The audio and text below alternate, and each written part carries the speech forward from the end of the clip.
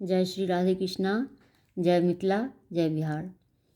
आज मैं आप सबका आभार व्यक्त करती हूँ जो लोग मुझे लाइक, कमेंट, शेयर करते हैं। धन्यवाद।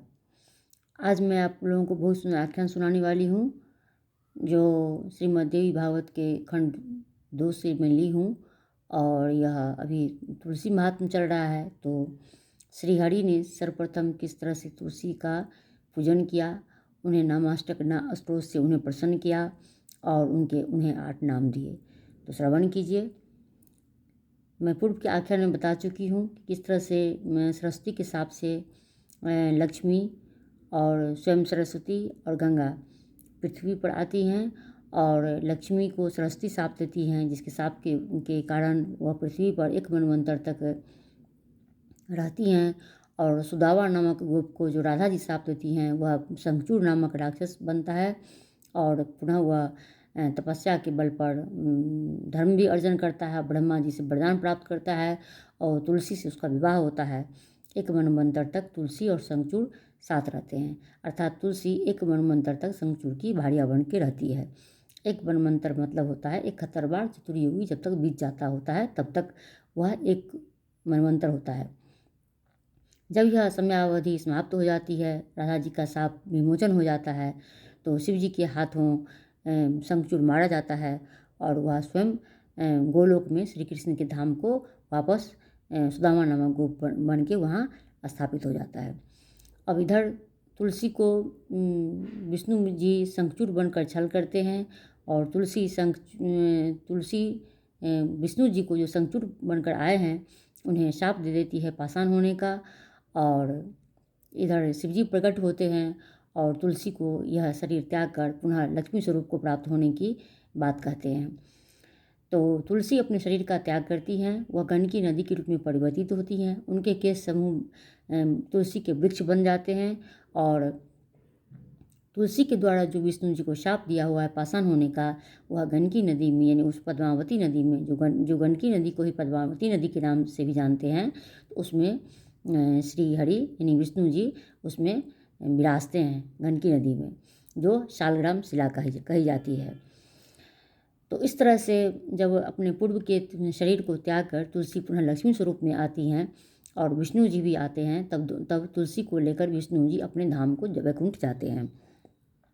वहाँ पहले से जो विराजमान लक्ष्मी जी गंगा जी होती हैं, वह तुलसी को वापस देखकर बहुत ही प्रसन्न होती हैं और बहुत ही आह्लादित होती हैं, क्योंकि वह 1 मनवंतर के बाद वापस आई हैं। इतने बहुत दिनों के बाद, इतने युगों के बाद वह वापस आई हैं, जिसे देखकर दोनों को बहुत ही प्रसन्नता होती है।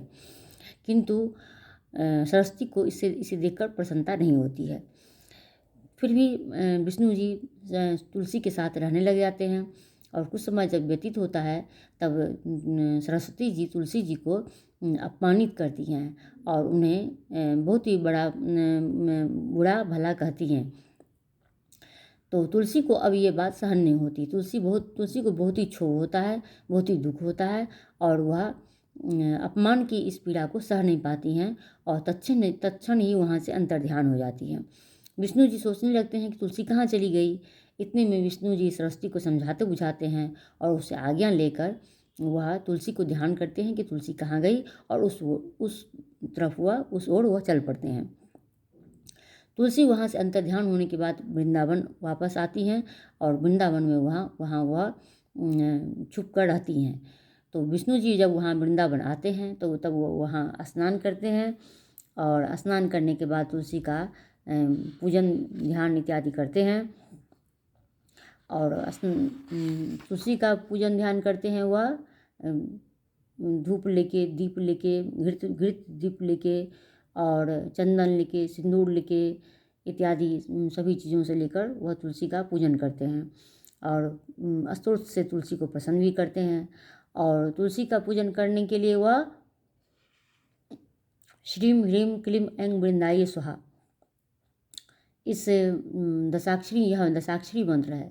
इस मंत्र से श्री हरि विष्णु तुलसी की पूजा करते हैं, उनका स्तवन करते हैं और नामाष्टक नामक स्तोत्र का भी पाठ करते हैं।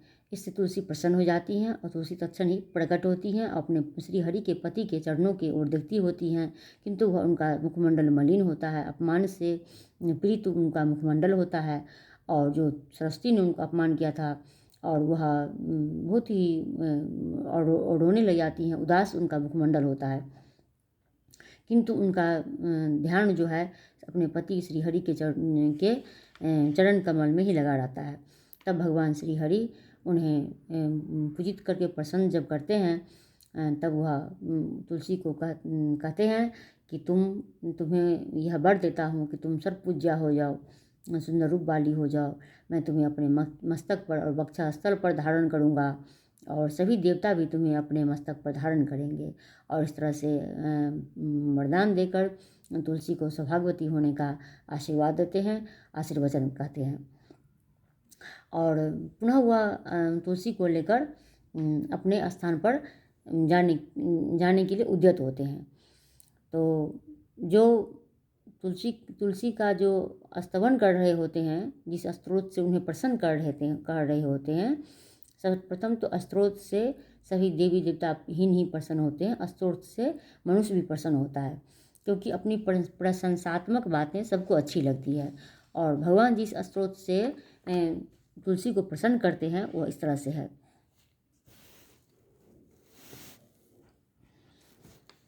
श्री भगवान वाचा वृन्दरूपाश्च वृक्षाश्च यदैकत्र भवन्ति च विदुर्बुधास् तेन वृन्दा मतिप्रियां तं भजाम्यहम्।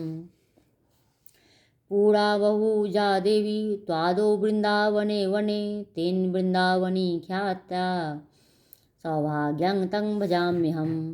असंख्ये कुच विषेकु पूजिता जा निरन्तरं तेन विश्वपूजिताख्यां पूजितां च भजाम्यहम्। असंख्यानि च विश्वानि पवित्राणि त्वया सदा तां विश्वपावनीं देवीं विरहेण स्मराम्यहम्। देवा न तुष्टा पुष्पाणां सुमेहेन यया विना तां पुष्पसारां शुद्धां च द्रष्टुमिच्छामि शोकतः। विश्वे जत्प्राप्तिमात्रेण भक्तानन्दो भवेद् ध्रुवं नन्दिनी तेन विख्याता सा प्रीता भवतादिह।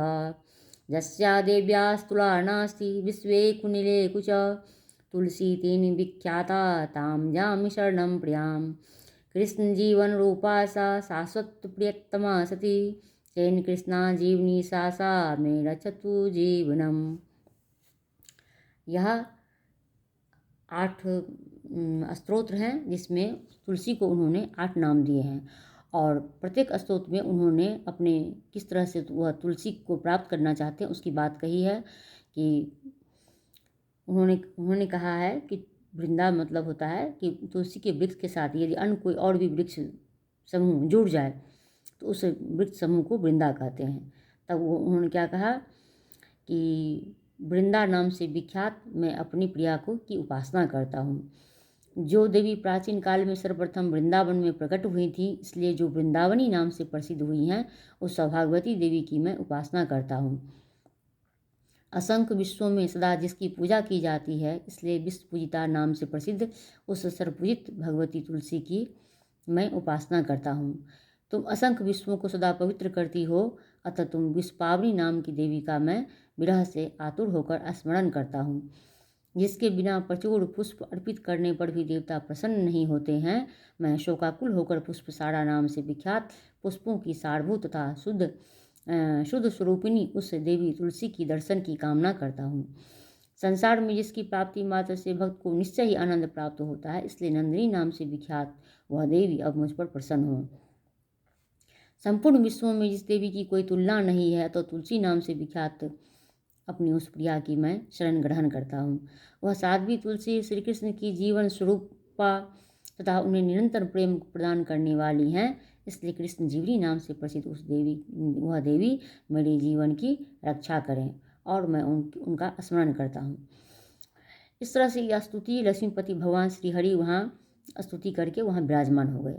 तभी उन्होंने साक्षात तुलसी को सामने देखा और वह साध्वी श्री हरि के चरण कमल में अपना मस्तक झुकाए हुई थी और अपमान के कारण वह मलिन थी और तुलसी रो भी रही थी। किंतु श्री हरि ने मुखमंडल से मलिन उस तुलसी को अपने वक्षास्त्र से लगा लिया और पुनः वह अपने धाम को गए तुलसी को लेकर, जहाँ सरस्वती की आज्ञा से उन्होंने घर में प्रवेश किया। और तब उन्होंने तुलसी को क्या कहा, तुम सबके लिए तथा मेरे लिए भी सदैव पूजनीय रहोगी, सिर पर धारण करने योग्य रहोगी, वंदनीय रहोगी और मान हो जाओगी, सबके लिए मान रहोगी। भगवान विष्णु की इस वरदान से तुलसी परम संतुष्ट हुई और सरस्वती ने भी उन्हें हाथ पकड़कर अपने पास बिठा लिया। सरस्वती के इस व्यवहार से गंगा और लक्ष्मी बहुत ही प्रसन्न हुई और गंगा और लक्ष्मी को तुलसी से कोई भी समस्या नहीं होती थी।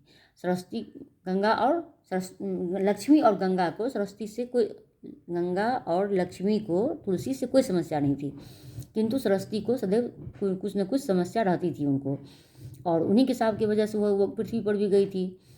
तब लक्ष्मी और गंगा के मुखमंडल पर मुस्कुराहट आई, क्योंकि अब सरस्वती का मन शांत हो चुका था और उन दोनों में मित्रता हो चुकी थी।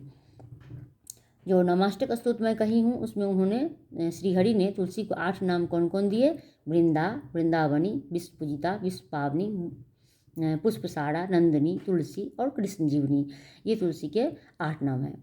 इन 8 नामों को यदि कोई भी मनुष्य विधिवत इस नाम को लेकर अगर विधिवत तुलसी की पूजा करे या नामाष्टक स्तोत्र का पाठ नित्य करे, तब तुलसी की पूजा करे, तो निश्चित रूप से उसे अश्वमेध यज्ञ का फल का प्राप्ति होगा, इसमें कोई भी संशय नहीं है। कार्तिक पूर्णिमा तिथि को तुलसी का मंगलमय प्राकट हुआ।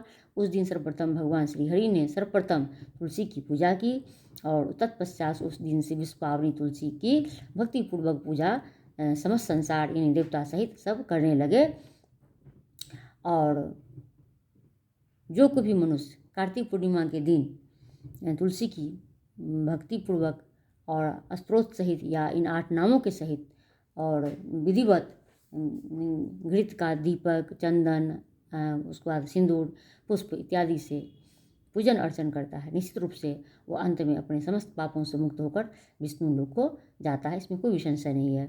जो व्यक्ति कार्तिक पूर्णिमा में भगवान विष्णु को तुलसी पत्र अर्पण करता है वह 10,000 गायों के दान के फल के बराबर उसे उसका फल मिलता है, इसमें भी कोई संशय नहीं है।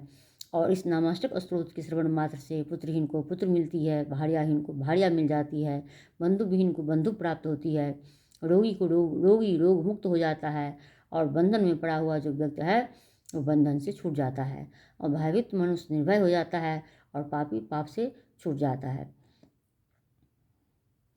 तो इस तरह से तुलसी का ध्यान पापों का नाश करने वाला है और इस ध्यान के बिना आह्वान किए ही तुलसी के वृक्ष में विभिन्न चारों से पुष्प की सारभूत पवित्र अत्यंत मनोहर और पाप रूपी ईंधन को जलाने के लिए प्रज्वलित अग्नि की शिखा के समान साध्वी तुलसी की सभी को भक्तिपूर्वक पूजन करना चाहिए।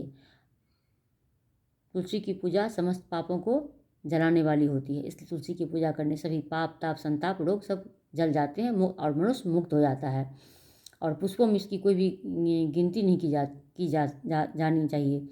जितने पुष्प हैं और जितने पत्र हैं उसमें तुलसी पत्र सर्वश्रेष्ठ है और तुलसी का जो पत्र है सभी अवस्थाओं में वह पवित्र बना रहता है, इसलिए वह तुलसी नाम से प्रख्यात है। भगवान श्री हरि उसे धारण करते हैं, वह अभिष्ट है, संपूर्ण जगत को वह पवित्र करने वाली है, जीवन मुक्तदायिनी श्री हरि की भक्ति प्रदान करने वाली भगवती तुलसी की हम सबको उपासना करनी चाहिए। तो इस तरह से श्री हरि ने किस तरह से तुलसी की उपासना की और पुनः उठी हुई तुलसी को उन्होंने मनाया और पुनः वह तुलसी के साथ सुखीपूर्वक वैकुंठ में वास करने लगे। तुलसी पत्र शिव जी को छोड़कर सभी को अर्पित होता है, किंतु शिव जी को भी विशेष परिस्थिति में यानी विशेष उद्देश्य के लाभ के लिए आप अर्पित कर सकते हैं। तो यह सुंदर सा आख्यान था। अगर आपको जानकारी अच्छी लगी तो प्लीज़ मेरे यूट्यूब पर शिव परिवार धर्म चैनल को सब्सक्राइब कीजिए, लाइक कीजिए, कमेंट कीजिए, शेयर कीजिए। फेसबुक पर संजना झा को फॉलो कीजिए, वहाँ भी लाइक कमेंट शेयर कीजिए। धन्यवाद। हर हर महादेव, शिव शिव, जय माँ दुर्गा और श्री लक्ष्मी नारायण भगवान की जय, तुलसी माता की जय।